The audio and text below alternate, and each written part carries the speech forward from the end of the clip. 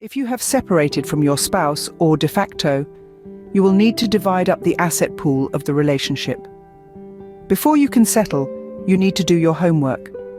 We will take you through the necessary work to be done prior to mediation, so that you have the best chance of resolving your financial dispute before you end up in court. Do not procrastinate if you can help it. If there is a lot of time between separation and when you start negotiating, the matter becomes more complicated. Trading disclosure. The most important first step is to become satisfied that you know about everything relevant to your dispute. That includes knowing the full extent of the asset pool and other important issues such as whether money has been wasted, hidden, or given away. The asset pool is made of assets, debts, financial resources, and superannuation. If you are de facto or married, you have a legal right to all of the financial paperwork. You have a right to know the full extent of the asset pool. You have a right to ask for copies of relevant documents. This can include bank statements, tax returns, business reports, inheritances, payouts, superannuation balances, and various other documents. You must also provide documents that you have in your control or have access to about the asset pool if they are requested. This is called the duty of disclosure. Exchanging disclosure quickly and efficiently is very important to a speedy resolution. You don't have to ask for disclosure if you are already satisfied that you know the full picture. It is ultimately your decision how much information you need. Valuing the asset pool. While you are trading disclosure, you also need to be discussing the items in the asset pool. Make a list of all the things that you own between you, like houses, cars, caravans, household items, tools, etc. Also include all the debts, including mortgages, credit cards, and money owed to family. Then also add the superannuation of both parties. This includes anything owned before you started living together or acquired after separation.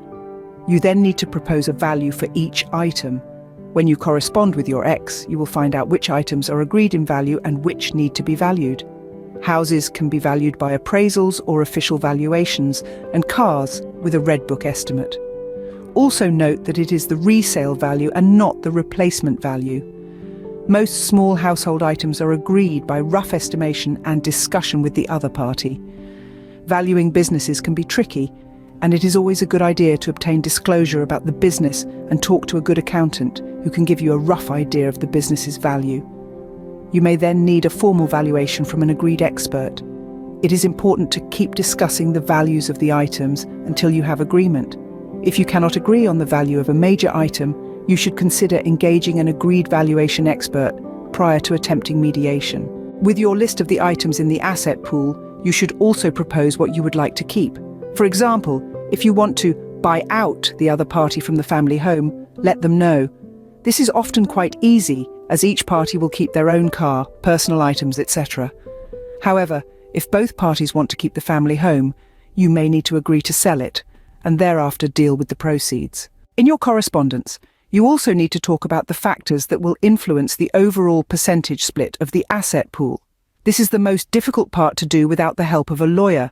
Basically speaking, to figure out what the percentage split should be, you need to look at the past and the future. When looking at the past, you need to take into account how you achieved your wealth. This includes looking at financial and homemaker contributions. You also need to consider the length of the relationship, windfalls, inheritances, renovations, what you each had at the beginning, and various other factors such as wastefulness like gambling. When looking to the future, you need to consider earning capacity, future needs, care of children, health, age, disability, and everything else relevant to the financial needs of the parties.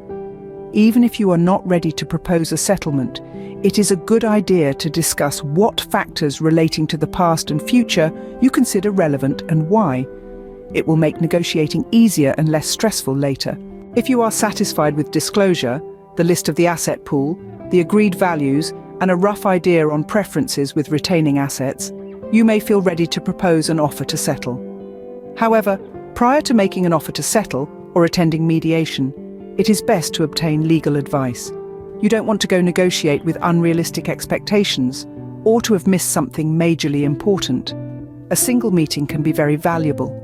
That being said, you have every right to self-represent, and there is no legal requirement that you engage a lawyer.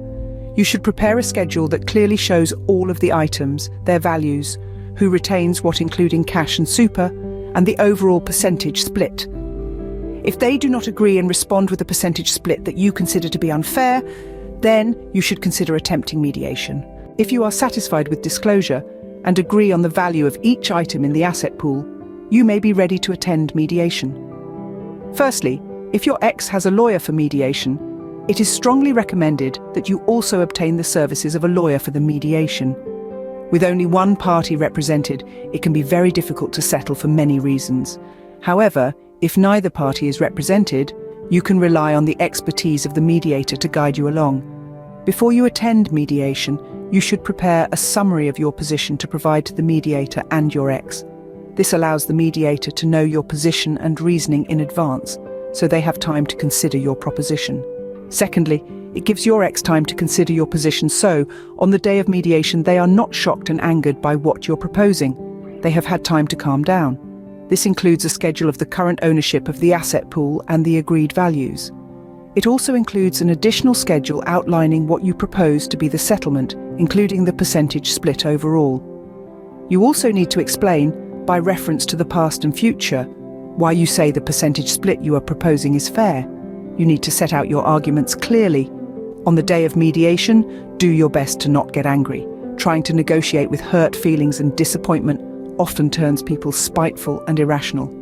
Before you go into mediation, consciously try to make yourself as calm as possible. An effective way to stay calm is to take long pauses before you speak. Slowing down the pace can keep things on track. Also expect a compromise. A famous quote among family court judges is, "You know the outcome is correct when both parties walk away disappointed." This illustrates the fact that you are both going to be poorer after you divide up the assets. It is a fact that must be accepted. You are not going to get to keep a satisfying portion of the asset pool. Mediation should not be about discussing whether assets are hidden or undervalued. It should not be about matters that should have been resolved during the correspondence phase. To succeed at mediation, you should not be ambushing the other party with surprise legal arguments or facts. You should be there to discuss the one major outstanding issue: what the percentage split should be. If you can reach an agreement, it is always best to talk to a lawyer about the best way to secure that agreement in a legally binding and final form. Good luck.